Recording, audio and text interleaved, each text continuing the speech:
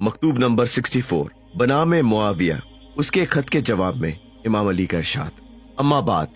یہ ٹھیک ہے کہ ہم اور تم میں کبھی وہی میل ملاب اور یکجہتی تھی جس کا تم نے ذکر کیا ہے، لیکن کل جو ہم نے ایمان کا اعلان کر دیا اور تم نے کفر پر اصرار کیا تو ہم اور تم الگ الگ ہو گئے، اور آج یہ فرق ہے کہ ہم اپنے ایمان پر قائم ہیں اور تم گمراہی میں مبتلا ہو۔ تم میں کسی نے اسلام قبول نہیں کیا مگر مجبوری میں، اور وہ بھی اس وقت جب تمام اشراف عرب داخل اسلام ہو کر حضرت رسول خدا صلی اللہ علیہ وآلہ وسلم کا دھڑا بن چکے تھے۔ اور تم نے یہ بھی ذکر کیا کہ طلحہ اور زبیر کو میں علی نے قتل کیا، میں نے ہی عائشہ کو گھر سے نکال کر رسوا کیا اور مدینہ چھوڑ کر 2 شہروں کوفہ اور بصرہ کے درمیان جا اترا،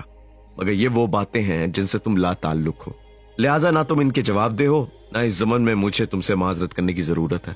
اور تم نے یہ بھی ذکر کیا کہ تم مہاجرین و انصار کے لاؤ لشکر کے ساتھ مجھ سے ملنے آ رہے ہو اور لڑائی کا ارادہ رکھتے ہو، حالانکہ ہجرت کا رشتہ تو اسی دن منقطع ہو گیا تھا جب جنگ بدر میں تمہارے بھائی عمرو بن ابی سفیان کو قید کر لیا گیا تھا۔ خیر، اگر جنگ کی اتنی ہی جلدی ہے تو ذرا آرام کرو، کیونکہ تمہیں تکلیف کرنے کی ضرورت نہیں۔ اگر میں خود تم سے ملنے آؤں تو اس لحاظ سے زیادہ مناسب ہوگا کہ ممکن ہے اللہ تعالیٰ نے تم سے انتقام لینے کے لیے مجھی کو تمہارے پاس بھیجا ہو، اور اگر تم مجھ سے ملنے آ گئے تو پھر وہی ہوگا جو بنو اسد کے شاعر نے کہا: وہ موسم گرما کی ان آندھیوں کا سامنا کریں گے جو غاروں اور چٹانوں کے درمیان ان پر سنگریزوں کی بارش کریں گی، اور وہی تلوار آج بھی میرے ہاتھ میں ہے جس میں تمہارے نانا، ماموں اور بھائی کو ایک ہی جگہ کاٹ کر واصل جہنم کر چکا ہوں۔ رہے تم سو خدا کی قسم، میرے علم کے مطابق تمہارا دل فہم و فراست سے آری اور تمہاری عقل ابھی بازاری ہے، بلکہ زیادہ موضوع ہوگا اگر تم سے یہ کہا جائے کہ تم ایک سیڑھی پر چڑھ گئے ہو جس نے تمہارے سامنے ایسا بھیانک منظر پیش کر دیا ہے جو تمہارے مخالف ہے، موافق نہیں۔ وجہ یہ ہے کہ تم وہ چیز تلاش کرنے لگ گئے ہو جو تم نے کھوئی ہی نہیں، دوسرے کا مال ہے، اور ان مویشیوں کی گلہ بانی کرنے لگے ہو جو تمہاری ہی نہیں، اور تم ناحق اس امر کے طلبگار بن بیٹھے ہو جس کے نہ تو تم اہل ہو اور نہ اس کی بنیادی شرائطی کے حامل ہو۔ سو اب خود سوچ لو کہ تمہارے قول اور فعل میں کتنا فرق ہے،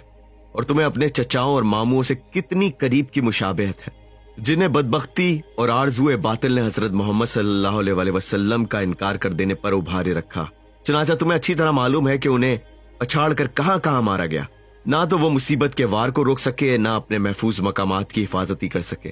ان کا یہ حشر ان تلواروں کی مار سے ہوا جو میدان جنگ کو چھوڑتی ہی نہیں اور جن میں نرمی کا گزر تک نہیں۔ اور تم نے عثمان کے قاتلوں کا بار بار ذکر کیا ہے، سو جس دائرہ اطاعت میں وہ لوگ داخل ہو چکے ہیں تم بھی بیعت کر کے داخل ہو جاؤ، پھر میری عدالت میں ان لوگوں کا مقدمہ پیش کرو تاکہ میں کتاب خدا کے مطابق تمہارے اور ان کے درمیان فیصلہ کر دوں۔ رہی وہ بات جو تم چاہتے ہو، سو وہ ایک فریب ہے